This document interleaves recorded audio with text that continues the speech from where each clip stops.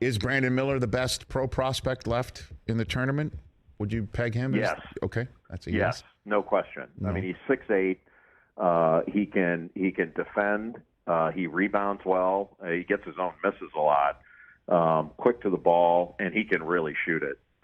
He's got deep range, a quick release, even though it's not a high release.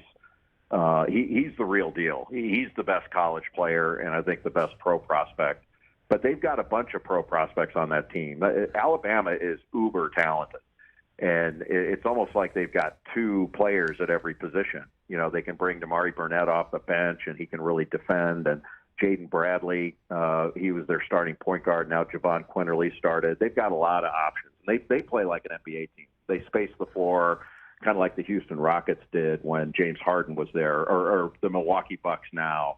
They're not hugging the three-point line. They're 5 feet beyond it, so they can step into a three. And if you don't guard the ball against them and they get penetration and force help, they're kicking it out to three-point shooters, and they can make 10 or 12 in a game. And Brandon Miller, I mean, he's had 40, 32. I think he had 36 against Gonzaga, had 41 against South Carolina. He hadn't even played his best in the tournament because of a groin injury, but they're the best team. Now, whether the best team wins this thing, it doesn't always happen that way.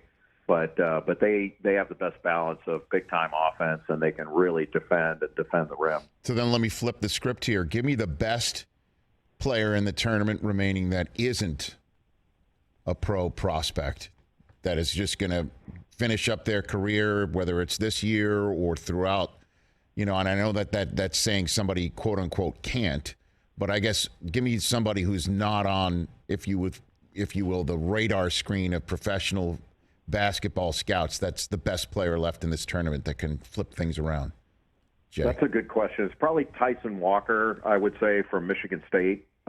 He transferred in from Northeastern, and he was an all defensive player at Northeastern. He's a really good defender, and he can really shoot it. And works really well off screens. He can play point. He's got really deep range, really good mid-range game.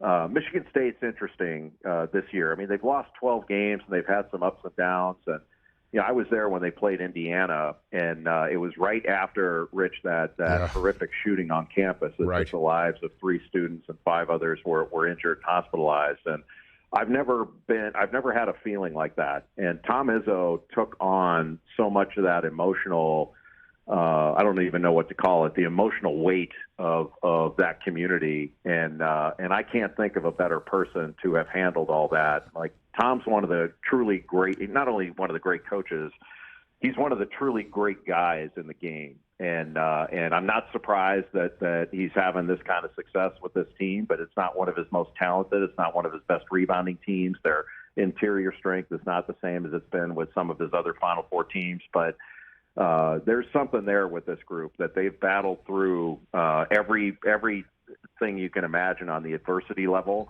And Tom has done again. There's just not a better person in the game than Tom Izzo. Well, I know obviously his best man at his wedding and vice versa, and Steve Mariucci, they're the same person. You know what I mean? That, as far as I'm concerned, and A+, and I last Big Ten team standing, man. Last Big Ten team standing, Michigan State. Who'd have thunk it? Unbelievable. Catch the Rich Eisen Show every single day on the Roku channel, 12 to 3 Eastern, for free.